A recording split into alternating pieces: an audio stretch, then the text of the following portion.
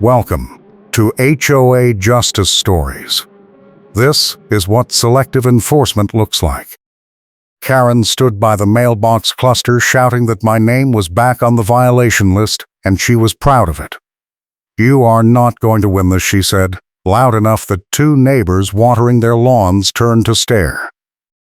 I held my coffee cup in one hand and kept my face blank, because the last thing I needed was to give her anything she could twist into a complaint.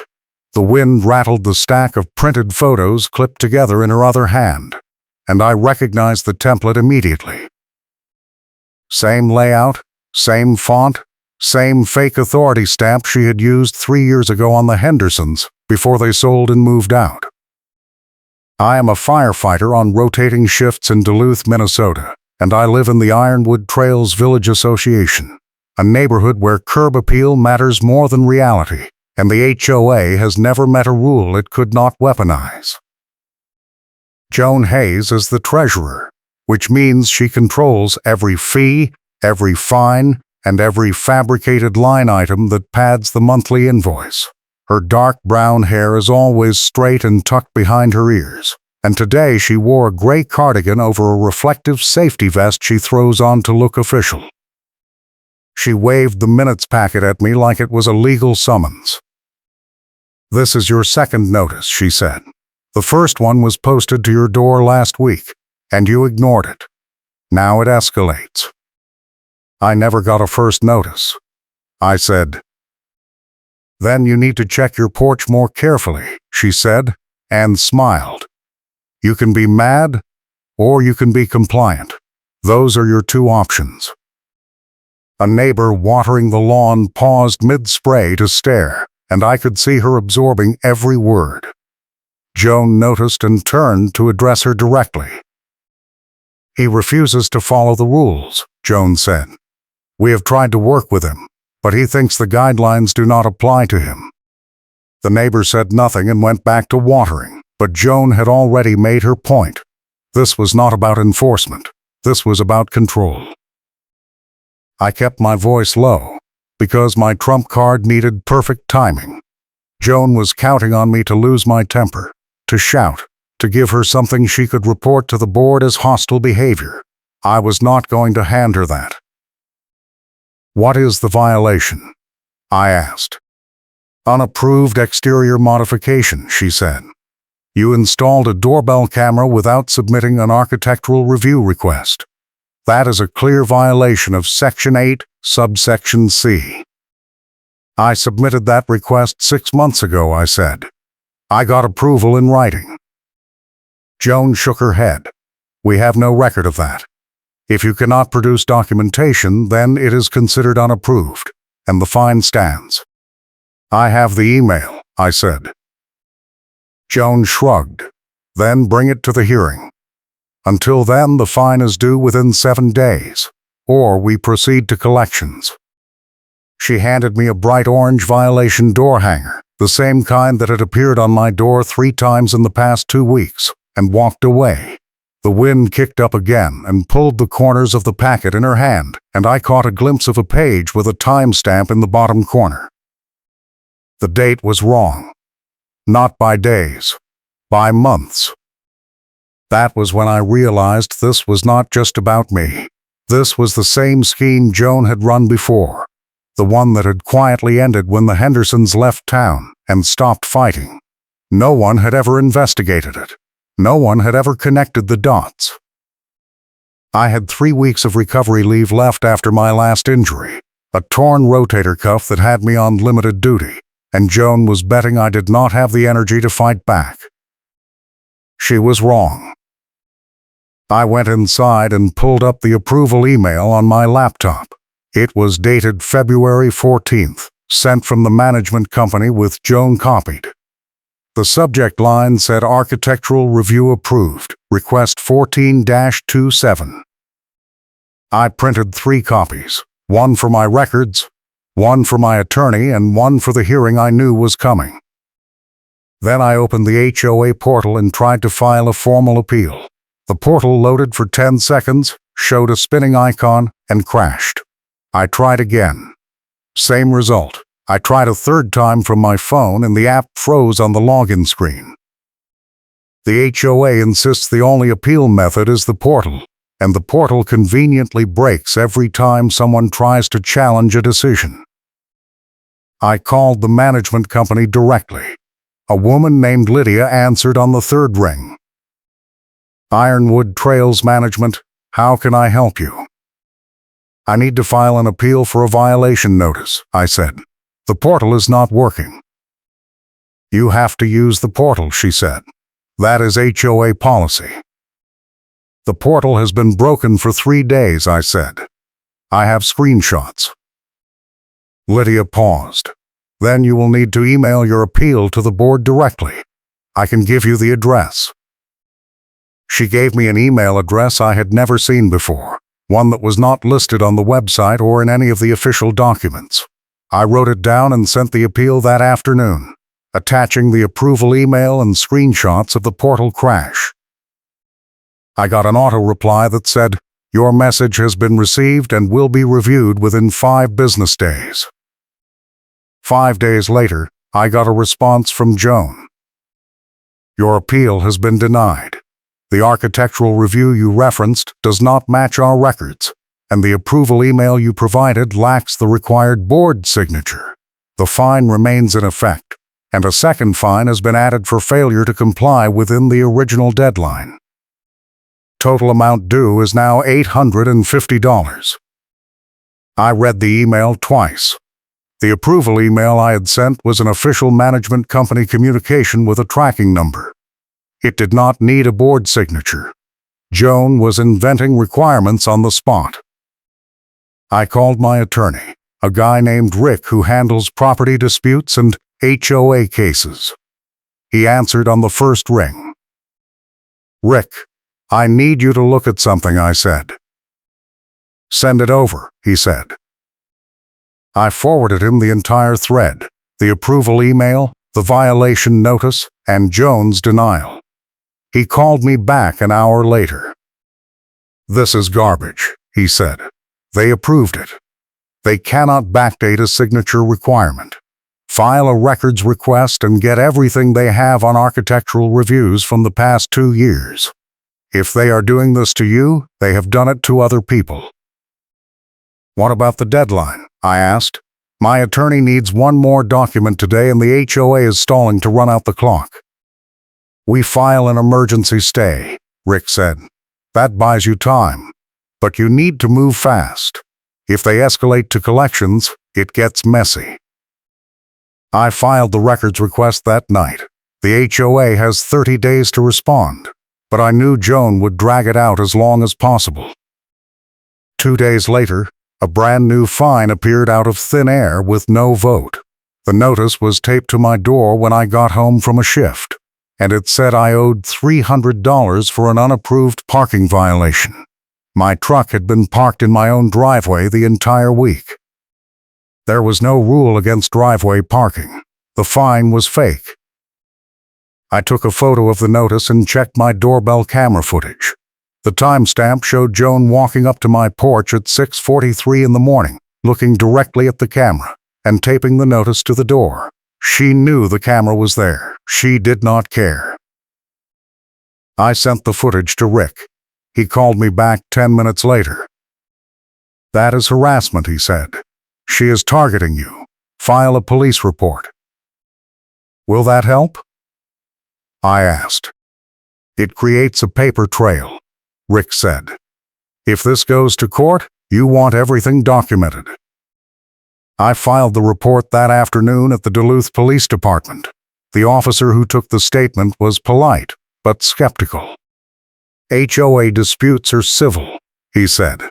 "Unless she is threatening you or trespassing, there is not much we can do. She is fabricating violations and fining me for things that are not against the rules," I said. "That is still civil," he said. "You will need to take it up with the board or a lawyer." "I already have a lawyer," I said. "Then let him handle it," the officer said, and handed me a copy of the report. I drove home and found another notice on my door. This one was different. It was a fabricated notice with altered dates and recycled photos, and it claimed I had left my trash cans out past the collection window for 3 consecutive weeks. The photos were identical to ones Joan had used in a complaint against the Hendersons 2 years ago. I know because I had saved screenshots of the neighborhood Facebook group posts from back then, the ones where Joan had publicly shamed them before they moved out.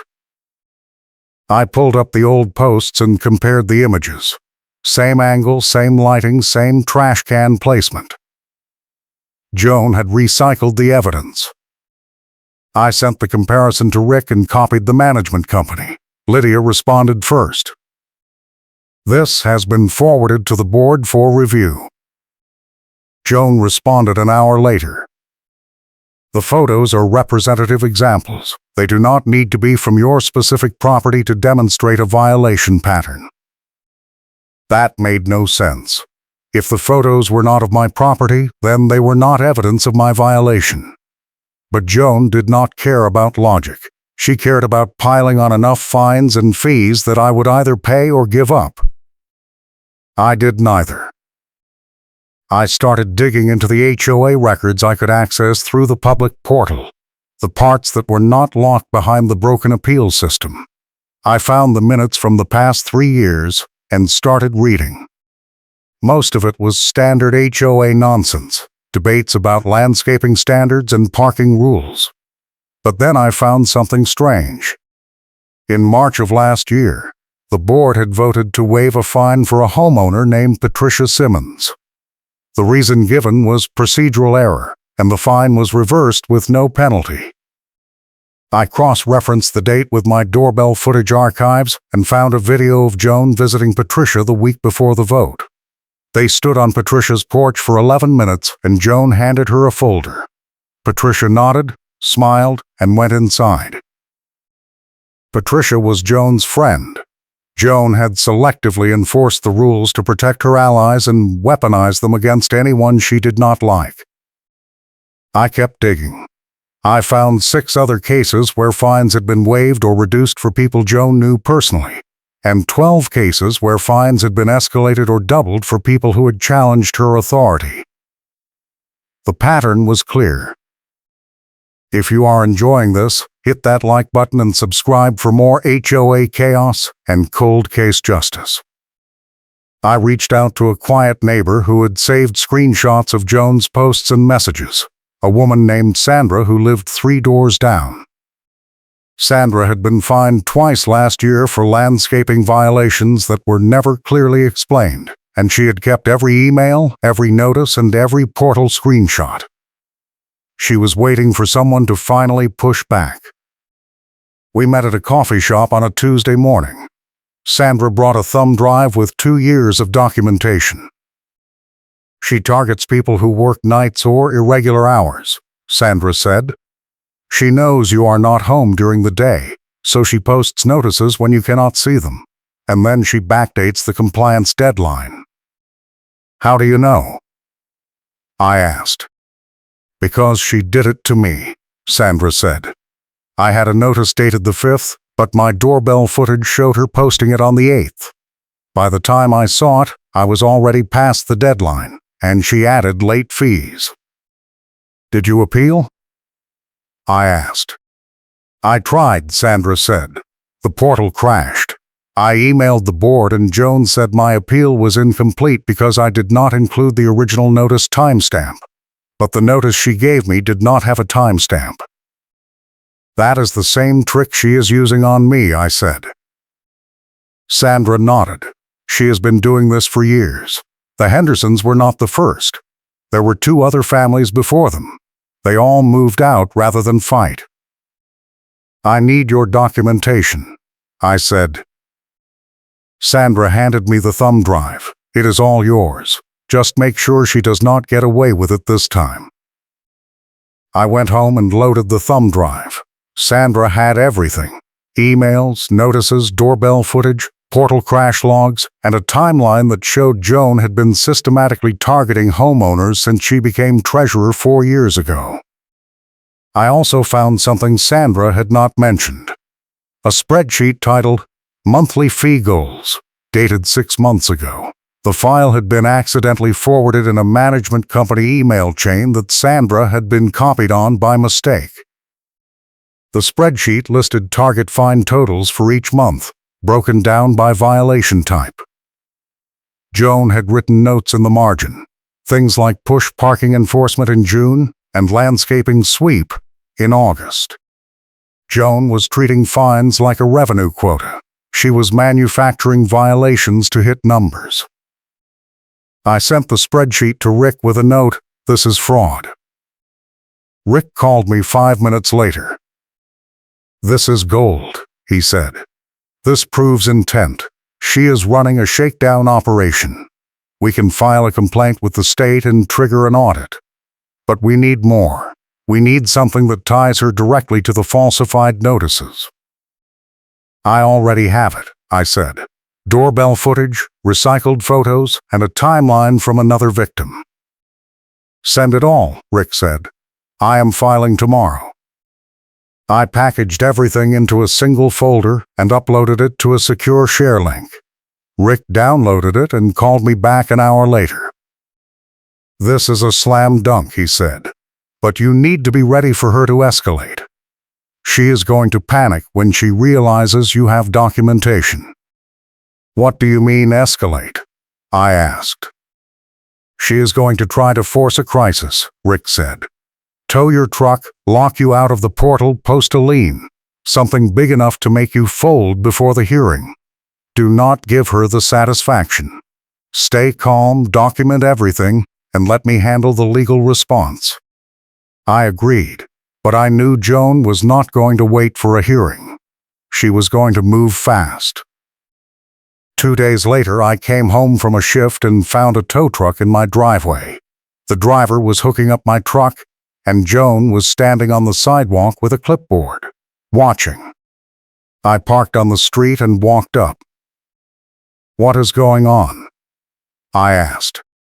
"Your vehicle is in violation of HOA parking regulations," Joan said. "We can tow first and explain later. That is how enforcement works."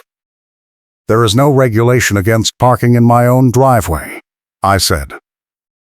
"There is now," Joan said, and handed me a printed copy of an amended rule dated 3 days ago. "Effective immediately, all vehicles must be parked in garages overnight. Driveway parking is prohibited between 10 p.m. and 6 a.m. I looked at the tow driver. He looked uncomfortable. "You know this is not legal, right?" I said to him. "I am just doing my job," he said. "The HOA called. I showed up." "Did they show you the rule?" I asked. He shook his head. "They just gave me the address and said it was a violation." I pulled out my phone and called Rick. He answered immediately. "They are towing my truck right now," I said. "Do not let them take it." Rick said, "Tell the driver you are filing an emergency injunction, and he will be named in the lawsuit if he proceeds." I put Rick on speaker and held the phone up so the driver could hear. "This is my attorney," I said. "If you tow that truck, you are going to be named in a lawsuit for unlawful seizure." The driver looked at Joan. She crossed her arms. "The HOA has the authority to enforce parking rules," she said. The tow driver looked back at me. I could see him doing the math. He unhooked the truck. "I am not getting involved in this," he said. "You two figure it out." He climbed into his truck and drove away. Joan stared at me, her face red. "You think you are clever," she said. "But this is not over. You are going to pay every fine, every fee, and every penalty we assess, or we will put a lien on your house and force a sale." "That is extortion," I said. "That is enforcement," Joan said, and walked away. I filed a records complaint that night. Rick helped me draft it, and we submitted it to the state HOA oversight office with attachments, the spreadsheet, the doorbell footage, the recycled photos, the timeline, and Sandra's documentation. We also requested an emergency audit of the Ironwood Trails Village Association financial records. The state office acknowledged receipt within 48 hours and said they would begin a preliminary review. Management scrambled to answer. Lydia called me the next morning. "We received your complaint," she said. "The board is reviewing your concerns and will respond formally within 10 days. "That is too long," I said. "My attorney needs one more document today and the HOA is stalling to run out the clock." "I understand your frustration," Lydia said, "but we have to follow the process." "The process has been rigged from the start," I said. "Joan has been fabricating violations, backdating notices, and recycling evidence for years. This is not a process problem. This is fraud." Lydia was quiet for a moment. "Then send me everything you have. I will escalate it to corporate." I sent her the entire folder. She called me back that afternoon. "This is worse than I thought," she said. "I am recommending the board suspend all pending fines until we complete an internal audit. I cannot promise they will agree, but I am going to push." "Thank you," I said. Lydia paused. "For what it is worth, I am sorry. We should have caught this sooner." 3 days later, I got a notice in the mail. The board had scheduled a special hearing to review my case. The hearing was set for 2 weeks out, and the location was listed as the Community Center Conference Room. Joan would be there. The entire board would be there. And I would have exactly 15 minutes to present my case. Rick told me to bring everything. I printed a binder with tabs, doorbell footage screenshots, recycled photo comparisons, the spreadsheet, Sandra's timeline, the approval email, and the fabricated notices. Every page was labeled and referenced. I rehearsed my presentation twice. The night before the hearing, I got a message from Sandra. She said Joan had posted in the neighborhood Facebook group, claiming I was a disruptive homeowner who refused to follow basic rules and was wasting the board's time with frivolous complaints. The post had 37 comments, most of them supportive of Joan. Sandra sent me screenshots of the thread. One comment stood out. It was from Patricia Simmons, Joan's friend. "Some people just do not understand that rules exist for a reason. If he does not like it here, he should move." I saved the screenshots and added them to the binder. The morning of the hearing, I drove to the community center early. I wanted to set up before Joan arrived, to control the space and force her to react to me instead of the other way around. I walked in with my binder under one arm and a box of printed exhibits under the other. The conference room was small, with a long table in the center and folding chairs along the walls. The board members were already seated, Joan at the head of the table, 2 other board members on either side, and Lydia from the management company in the corner with a laptop. I set the binder on the table in front of me and placed the exhibit box beside it. Joan looked at the binder, and her face tightened. "We are here to review your appeal," she said. "You have 15 minutes." "I need more than 15, I said. "This case involves multiple violations spanning 2 years. 15 minutes is the standard," Joan said. "If you cannot make your case in that time, then your case is not strong enough." I opened the binder to the first tab and turned it so the entire board could see. "This is the architectural review approval email," I said. "It is dated February 14th of this year. It was sent by the management company with Joan copied. The approval was clear and unambiguous." Joan later claimed it lacked a board signature, but that requirement does not exist in the architectural review guidelines. I flipped to the next tab. "This is the violation notice I received, dated 3 weeks after the approval." Joan claimed she had no record of the approval, but the email was sent to her directly. Joan leaned forward. "That email does not prove the camera was installed in compliance with the guidelines. It only approves the concept. Installation requires a secondary inspection. That is not in the guidelines, I said. You are inventing requirements after the fact. Joan started to respond, but I cut her off. This is a pattern, I said. Joan has been selectively enforcing rules, fabricating violations, and backdating notices for years. I have documentation from multiple homeowners who were targeted the same way. I flipped to Sandra's timeline and slid it across the table. Sandra Mitchell, 3 doors down, fined twice for landscaping violations with backdated notices. Patricia Simmons, Joan's friend, had her fine waived for procedural error. The Hendersons forced out after a campaign of escalating fines based on recycled photos. I flipped to the photo comparison tab. These photos were used in a violation notice against me. They are identical to photos Joan used against the Hendersons 2 years ago. Same angle, same lighting, same trash cans. Joan claimed they were representative examples, but that is not how evidence works. One of the board members, a man named Carl, leaned forward and studied the photos. He looked at Joan. "Are these the same pictures?" he asked. "They are illustrative," Joan said. "Illustrative of what?" Carl asked. "If they are not his trash cans, then how are they evidence of his violation?" Joan did not answer. I flipped to the spreadsheet tab. "This is a document titled Monthly Fee Goals," I said. "It was accidentally forwarded in a management email chain. It lists target fine totals for each month, broken down by violation type."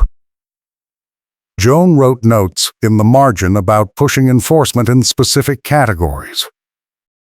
She was treating fines like a revenue quota. Carl took the spreadsheet and read it. His face went flat. "Where did you get this?" he asked. "It was part of a management company email chain," I said. "One of your homeowners was copied by mistake." Joan stood up. "This is out of context. Those are planning notes, not enforcement targets. Planning notes that coincide with a massive spike in fines over the past 2 years," I said. "Sandra Mitchell was fined in June, right when you wrote push parking enforcement. The Hendersons were fined in August, right when you wrote landscaping sweep." Carl looked at the other board member, a woman named Ellen. She nodded. "We need to suspend this hearing," Ellen said. "This needs a full investigation." Joan shook her head. "This is a smear campaign. He is fabricating evidence to avoid paying legitimate fines." I pulled out my phone and opened the doorbell footage. I played the clip of Joan taping the notice to my door and looking directly at the camera. The timestamp was clear. "This is from my doorbell camera," I said. Joan posted a notice at 6:43 in the morning, 3 days after the alleged violation date. She knew the camera was there. She looked right at it. Carl watched the video. He looked at Joan. "Is that you?" he asked. "I was delivering a notice," Joan said. "That is part of my role as treasurer." "The notice was backdated," I said. "The footage proves it." Joan sat down. Her hands were shaking. Carl looked at Lydia. "Can you confirm whether the management company sent the approval email he referenced?" Lydia opened her laptop and typed for a moment.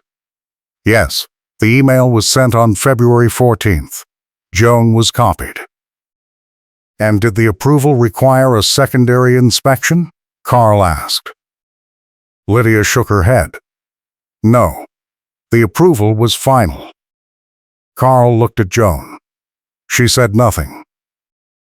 "We are suspending all pending fines against this homeowner," Carl said. "And we are launching a full audit of the past 2 years of enforcement actions. Joan, you are recused from any further involvement in this case." Joan stood up again. "You do not have the authority to recuse me." "Yes, I do," Carl said. "I am the board president, and I am invoking emergency oversight. If you do not like it, you can resign." Joan grabbed her folder and walked out. The door slammed behind her. Ellen looked at me. "I am sorry. This should never have happened." I closed the binder. "Thank you." Carl leaned back in his chair. "We will need copies of everything you just presented.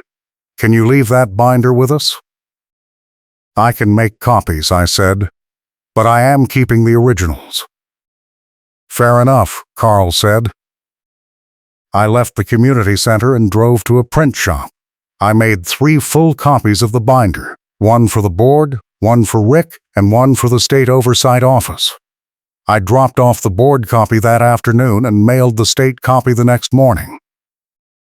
2 days later, I got a call from the tow company. The manager said they were refunding the attempted tow charge and canceling their contract with the HOA after reviewing my evidence packet.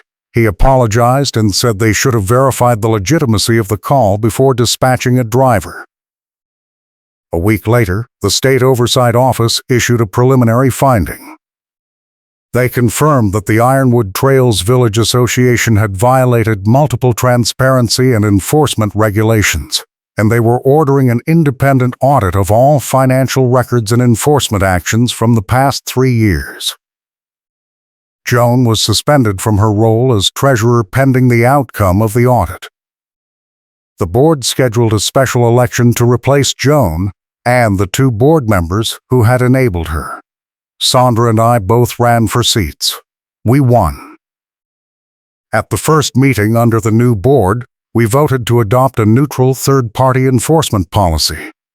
All violation notices would go through the management company, and all appeals would be reviewed by an independent mediator.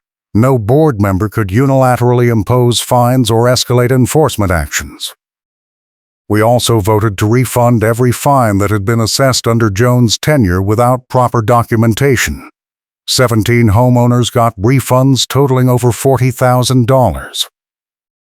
Joan filed a lawsuit against the HOA, claiming wrongful termination and defamation. The lawsuit was dismissed within 3 months. The judge reviewed the evidence and ruled that the board had acted appropriately in removing her. The final piece of the puzzle came 6 months later. The independent auditor released their report. It confirmed that Joan had been systematically fabricating violations, backdating notices, and selectively enforcing rules to generate revenue. The report also found that she had diverted over $12,000 in HOA funds to cover personal expenses, including meals, travel, and home improvements. The report was forwarded to the district attorney. Joan was charged with embezzlement and fraud. She pled no contest and was sentenced to 2 years of probation and full restitution. The neighborhood changed after that. People started paying attention to the board meetings. They asked questions. They demanded transparency. The culture of fear and intimidation that Joan had built over 4 years collapsed in less than 6 months. Sandra and I stayed on the board for 2 full terms. We rewrote the enforcement guidelines, eliminated the arbitrary fine escalation system, and required all violation notices to include photographic evidence with timestamps. We also required the management company to provide quarterly reports on all enforcement actions, and we published those reports on the HOA website for full transparency. The new system was not perfect, but it was fair, and that was all anyone had ever wanted.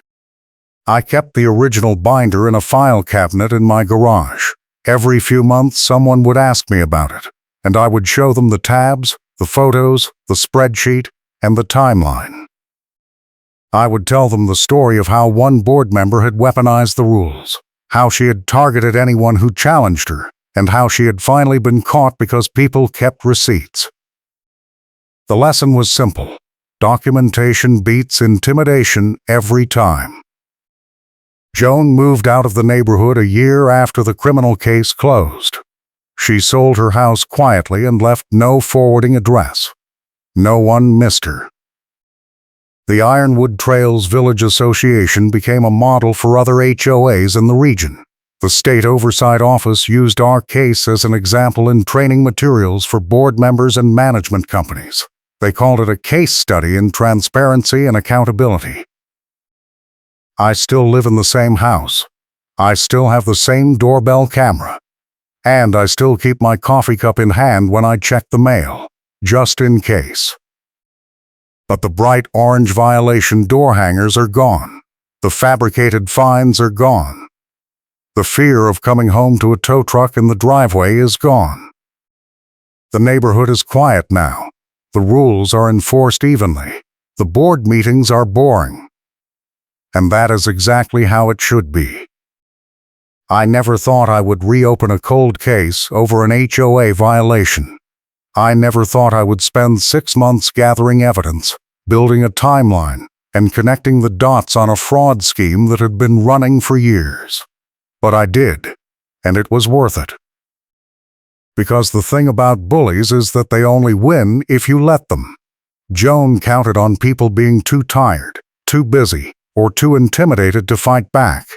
She counted on the system being too slow, too complicated, or too expensive to navigate. She counted on people giving up. She was wrong. The Hendersons never got justice. The 2 families before them never got justice. But Sandra got justice. The 17 homeowners who got refunds got justice. And I got justice. And Joan got exactly what she deserved. The tow company called and said the HOA had no authority. The State Oversight Office agreed. The independent auditor agreed. The district attorney agreed. And the judge agreed. Joan's timeline was proven false with timestamps. Her fabricated notices were exposed as fraud. Her selective enforcement was documented and dismantled. Her revenue quota system was revealed and condemned.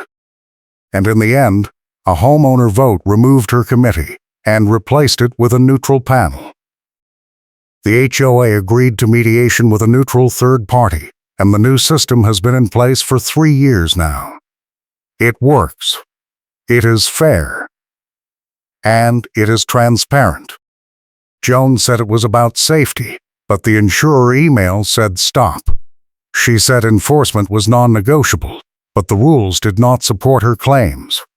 She said I could be mad or compliant, but I chose a third option. I chose to fight back with evidence. And I won. I will catch you in the next upload.